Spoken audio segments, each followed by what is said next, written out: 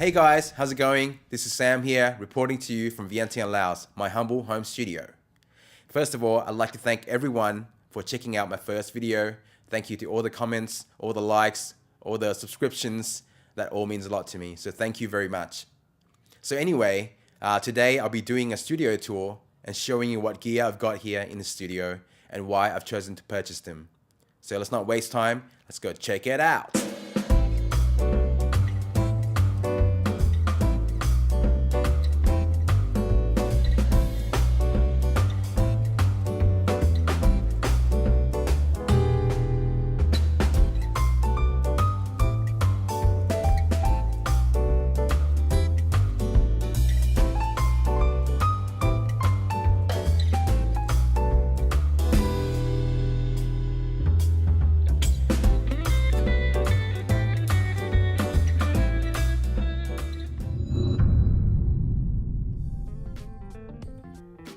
Alright guys, so up top here I've got a couple of power conditioners, the NTS and the Furman. The Furman is running 110 power. Obviously in Laos here we're running 220, so any gear that needs 110 that's going through the Furman. And below that I've got the Antelope PO2 A to D D to A converter and master clock, so I've got everything slaved to that. And I'm also recording my masters through the PO2 into Pro Tools. And next to that is the Avid HD Omni interface that came with my HDX system. So that's running in conjunction with the Lynx Aurora's 16s here. So I've got 32 ins and outs. I've got the LT HD cards installed at the back, so this can be connected directly to the HDX card. And here I've got a few preamps in the 500 series format. First one on the far left here is the API 512C. Really great sounding preamp. And I love this thing on acoustic guitar if I'm recording with just one microphone.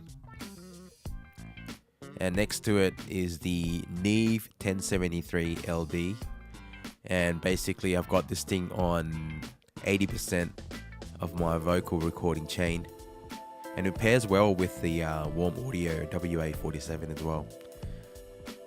So next to that I've got a pair of Warm Audio WA12s. Love this thing on drums. I've got the first one on kick and the second one on snare. And also a pair of Millennia HV35s, very clean sounding, not hyped in the low end, so great for anything that requires natural sound, great on piano and any string instruments. Down here we've got the Universal Audio 2610s, love these preamps. And what's great about these preamps here is that they've got line signal input and high Z inputs as well. So really flexible. And I often run line signals when I'm mixing into these to get that vintage vibe. And the shelving EQs on there are really great, with great frequency points as well.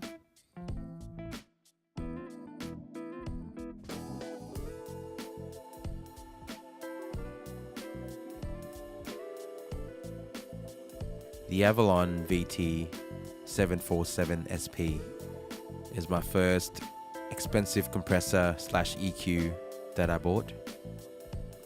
Very smooth sounding, often goes on my master bus or backing vocals.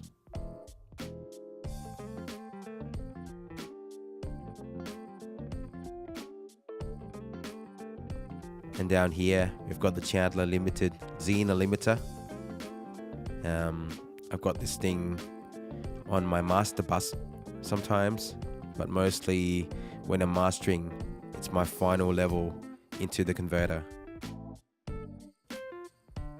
Day King Fet 3, great on toms, great on drum parallel chain, acoustic guitars, mix bus,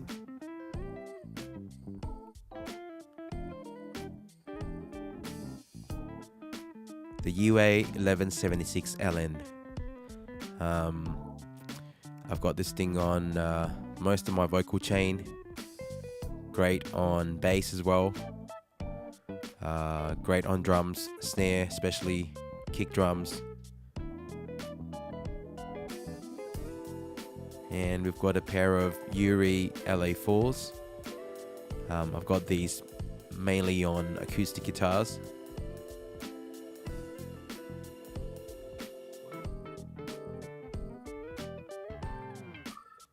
The DBX 168. Mostly I've got it on bass, but it depends. Sometimes on snare. And below that, I've got the Anthony DiMaria Labs C1000. It's a replica of the LA2A. Great on vocal, bass, mono, piano.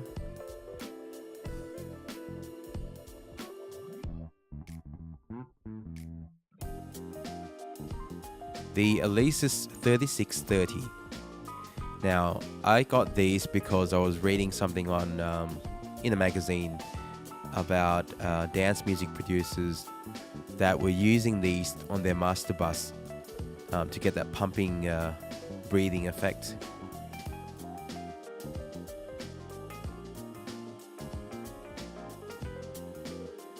The Line 6 pod, multi-guitar effects pedal.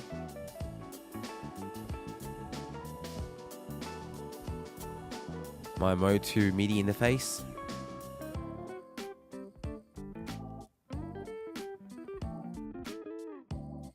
QSC stereo amplifier. These are powering my NS10s at the moment. Rack number 2. Got a few power conditioners up there. A cork tuner, a couple of Switchcraft patch bass, and here we've got some more 500 series units. The Loop Trotter, surprisingly great on vocal. It's just great to sort of do a parallel chain on the vocal. It really sort of brings the vocal up front. And next to that, I've got the Great River Harrison 32 EQ. Awesome on drums, especially snare. And I wish I had another one actually to make a pair and put them on my drum bus. And here we've got the Expressor 500 by Alicia. Really clean sounding compressor. Got tons of functions. Great on drums. I sometimes got these on my drum bus. And it's great that it's got the mix knob, so you can do your parallel right on the compressor. You don't need extra channels on your mixer. The Moog analog delay. Now this can actually be controlled from a plugin that comes with it. So it's communicating with the plugin through a MIDI cable there. And it's got extra functions in the plugin that's not available on the unit. And I send my solo guitar to it, or sometimes lead vocal.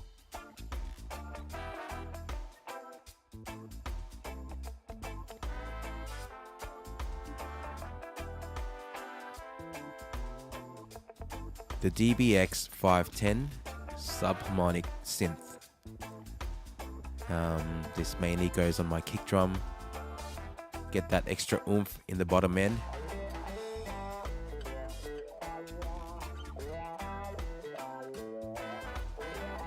And down here we've got the GML 8200 dual mono EQ. This EQ usually goes on my master bus. And when I'm mastering as well. Really clean sounding. A little bit noisy, maybe just because I got it second hand, but the knobs are a bit scratchy, but I work around it. And here we've got a pair of Pultec EQP1A clones from a company called Pro Replicas, made in Poland. Very affordable, great sounding.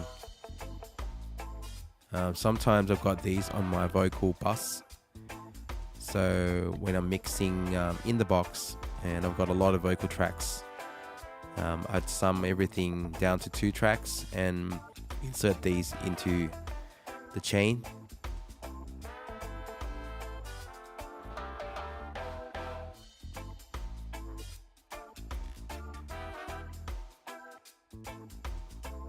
And here we've got a rack full of API gear.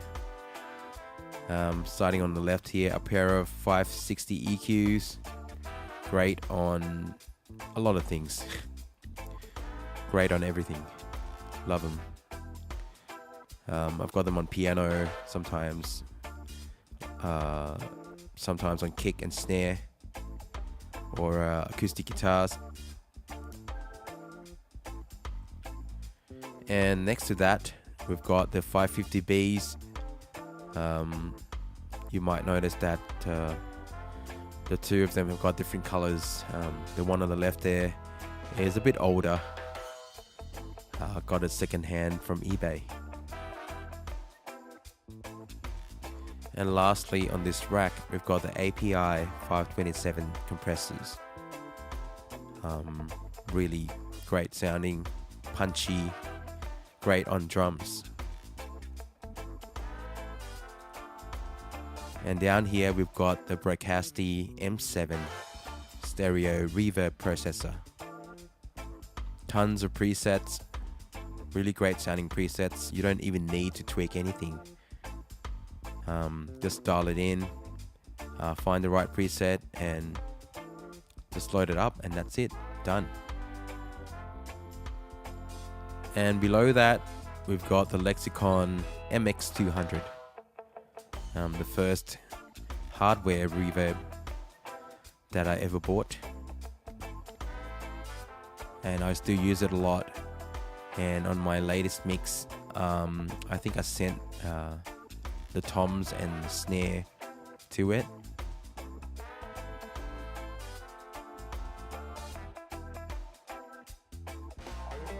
The Yamaha SPX90.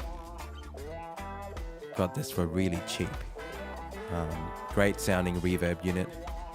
I've got it set on delay LR most of the time. Preset number 7. Great on vocal.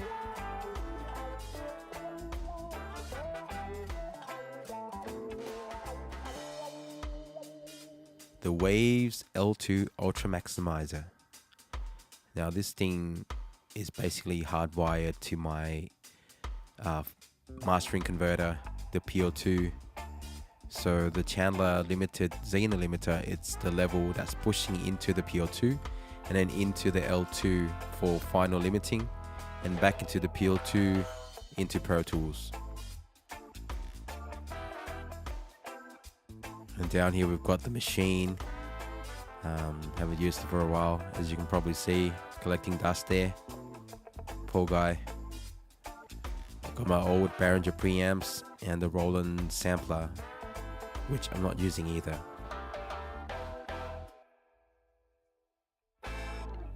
And that's it. That concludes my rack gear tour.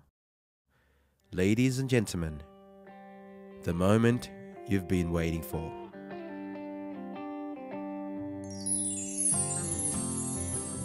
The SSL AWS 924 Delta.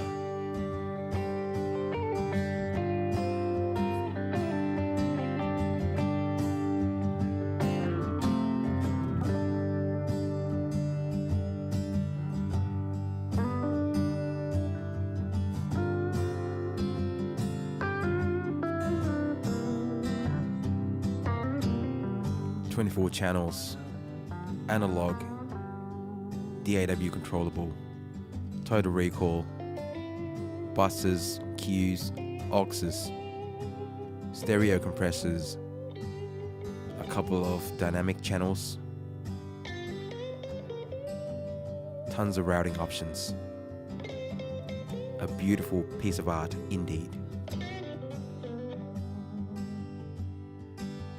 The KS Audio C55 monitors, made in Germany. Great low end, smooth mid-range, 43 Hz to 28K. Very three-dimensional sound.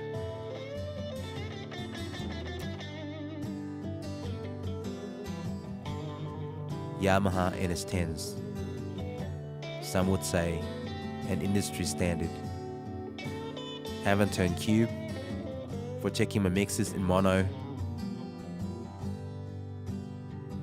Got some focal monitors here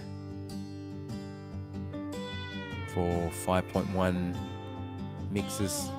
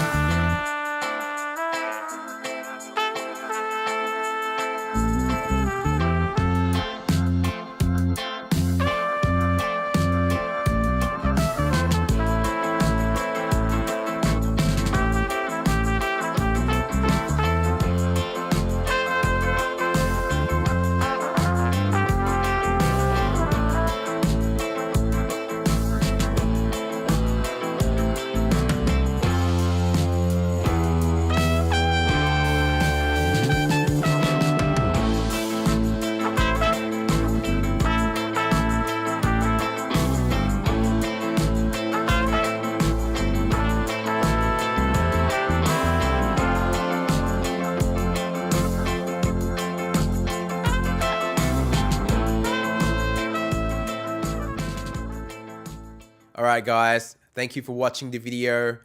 This is it for me. I'm signing off. I hope you guys enjoyed the video. Please like and subscribe. Leave any comments below. And I'll see you in the next video.